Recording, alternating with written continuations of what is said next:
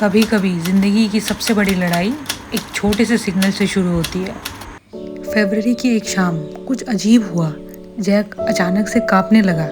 हमने सोचा शायद ठंड लग रही होगी। हमने ब्लैंकेट, हीटर सब लगाया और थोड़ी देर बाद वो बिल्कुल नॉर्मल हो गया। हमने भी सोचा सब ठीक है। काश वहीं तक बात ख़त्म हो जाती।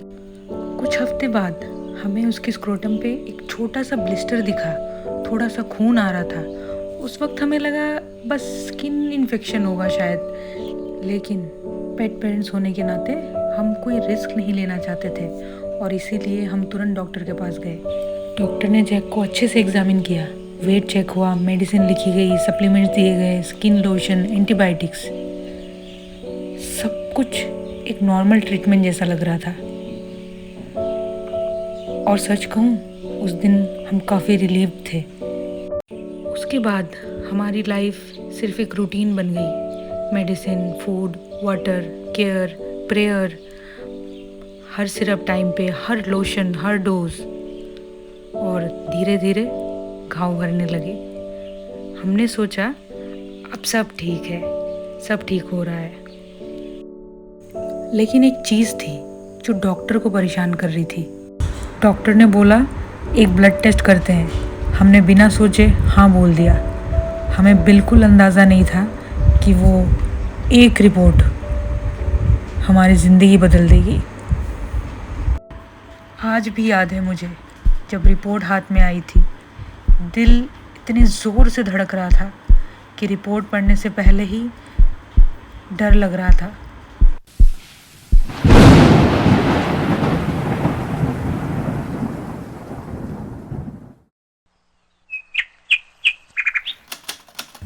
हमारी ज़िंदगी पूरी तरह बदल गई। अब हर दिन मेडिसिन के हिसाब से चलने लगा। सुबह का अलार्म ब्रेकफास्ट के लिए नहीं था, जैक के मेडिसिन के लिए बजता था। एक नहीं, दो नहीं, कई मेडिसिन और बस एक दुआ, बस मेरा बच्चा ठीक हो जाए।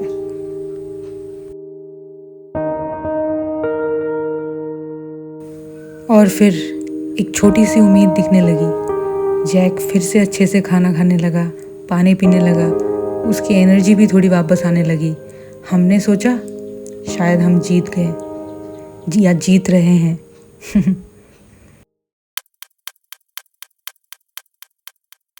एक हफ्ते बाद उस घाव से पस निकलना शुरू हो गया।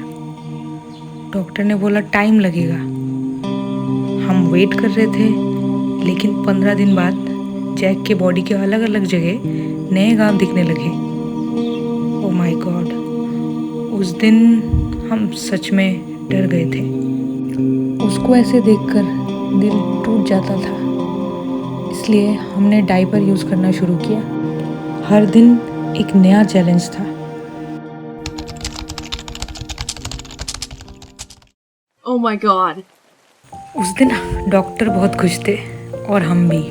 डॉक्टर ने बोला जैक को पूरा शेव कर देते हैं और एक ब्लड टेस्ट और करते हैं। हमने तुरंत ब्लड टेस्ट करवाया। अब थी रिपोर्ट की बारी।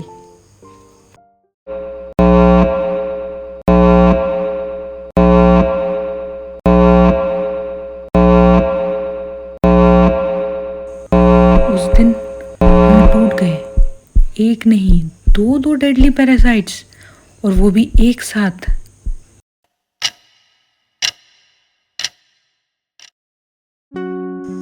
हमारे पास दो चॉइसेस थी, या तो हिम्मत हार जाते या फिर जैक के साथ मिलके लड़ते।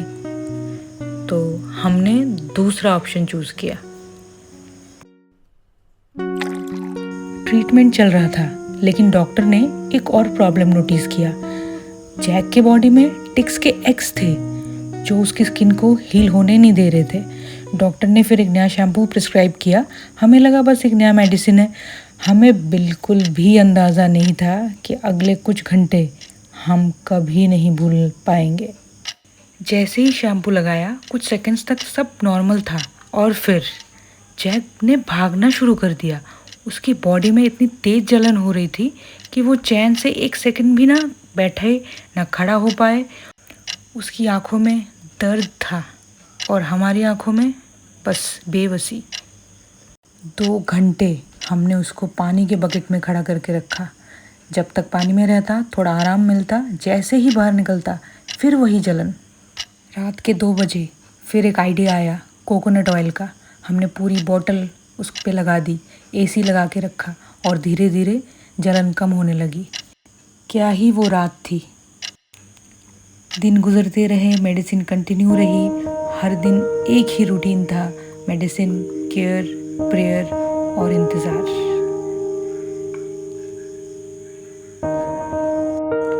अब वक्त हो चुका था ब्लड टेस्ट रिपीट करने का और उसकी रिपोर्ट ही हमें बताती आगे हम क्या करने वाले हैं और आगे हमारे साथ क्या होने वाला है।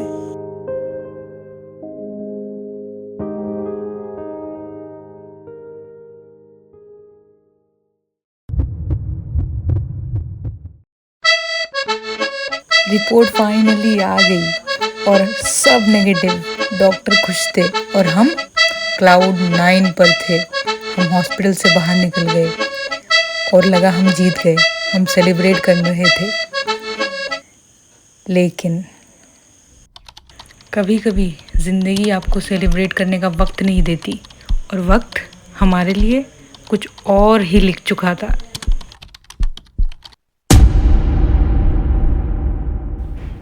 24 जून सुबह सब कुछ नॉर्मल था, लेकिन शाम होते होते जैक बदलने लगा। ना वो भौंक रहा था, ना खाना खा रहा था, ना पानी पी रहा था, बस चुप था। और ये खामोशी हमें डरा रही थी।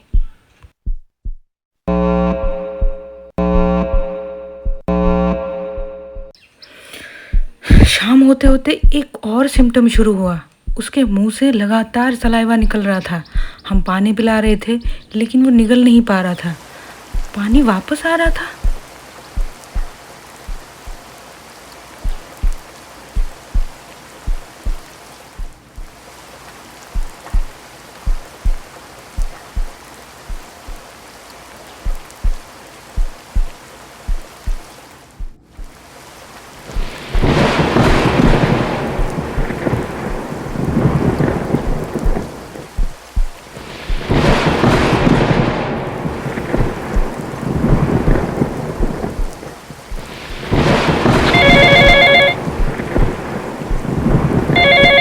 हमने तुरंत डॉक्टर को कॉल किया। डॉक्टर को लगा शायद जैक ने कोई पॉइजनस कीड़ा खा लिया है। एक एंटी एलर्जिक मेडिसिन लिखी गई और हमें लगा शायद सुबह तक सब ठीक हो जाएगा। रात बढ़ती गई और जैक की कंडीशन और ख़राब होती गई। वो खड़ा भी नहीं हो पा रहा था यार। उसकी आंखों में एक अजीब सी बेचैनी थी और हम बस देखते रहे।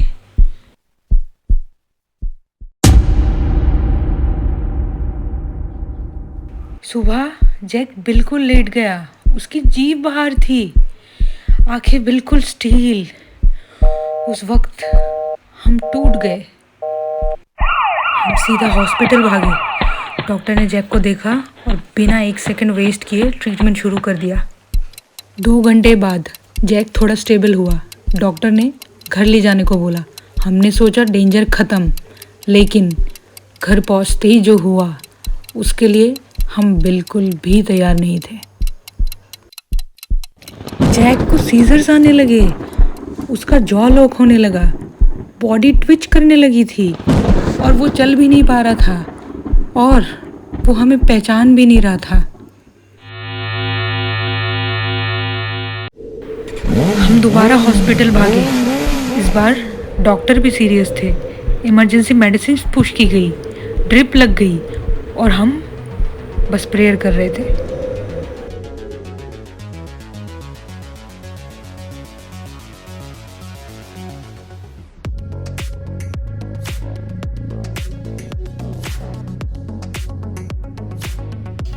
हॉस्पिटल बंद होने वाला था और डॉक्टर लास्ट विजिट पे आए और हमें बोले आप घर ले जाइए, आराम कीजिए, चांसेस बहुत कम है, इवन 50-50।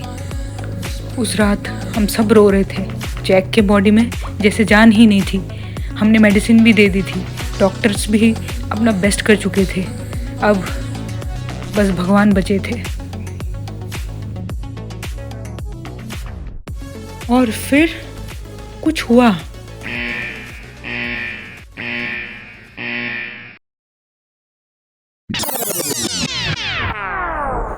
रात के 1:45 पे जैक अपने पैरों पे खड़ा हो गया।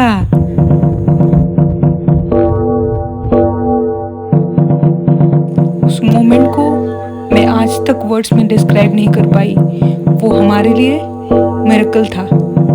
Yes, miracle.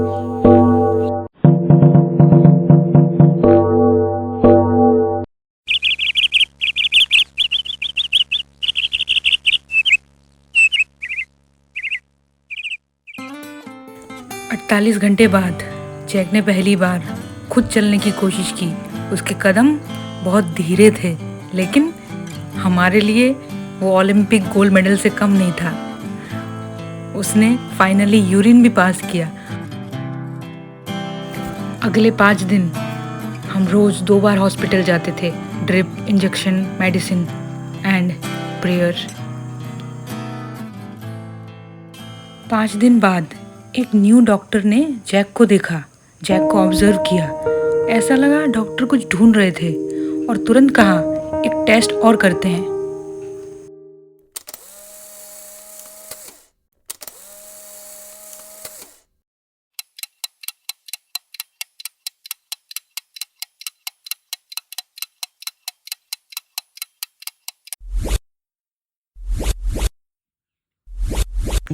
हम बिल्कुल नम थे और स्पीचलेस भी। कुछ लोगों को जो बताया, उनसे जो जवाब मिले, वो हमें बिल्कुल भी पसंद नहीं आया। हमने डिसाइड करा किसी को कुछ नहीं बताएंगे।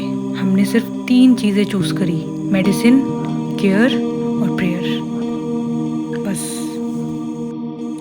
तब डॉक्टर ने हमें बताया, एक्चुअली जैक सिर्फ एक डिजीज से नहीं लड़ रहा था, वो एक साथ 3 डिजीजेस से लड़ रहा था, वो भी फेब्रुअरी से।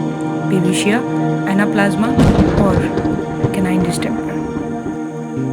शायद बेबिशिया और एनाप्लाज्मा का जो ट्रीटमेंट चल रहा था, उसकी वजह से डिस्टेम्पर कुछ टाइम तक कंट्रोल में रहा, और जैसे ही वो मेडिसिन बंद हुई, उसने अपने न्यूरोलॉजिकल सिम्टम्स दिखाने शुरू कर दिए। और 12 दिन बाद जैक पहली बार भौंका।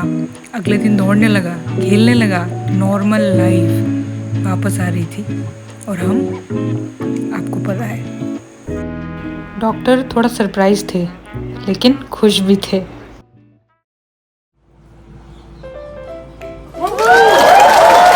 हे गाइस, अगर आपने वीडियो यहाँ तक देख लिया है तो this is Jack, this is our Jack. एक बात कहना चाहूँगी, अगर आप एक पेट पेरेंट हैं तो एक बात कभी मत भूलिए, कभी भी एक ऑप्शन पे डिपेंडेंट मत रहिए। क्वेश्चन पूछिए, रिसर्च कीजिए, अच्छा डॉक्टर चूज़ कीजिए, और ट्रीटमेंट कभी बीच में मत छोड़िए। और सबसे ज़रूरी चीज़, अपने बच्चे का हाथ कभी मत छोड़िए, क्योंकि कभी कभी मेडिसिन ट्रीटमेंट करती है, केयर रिकवरी करती है, और hope miracle, miracle, this is our miracle boy. See ya guys.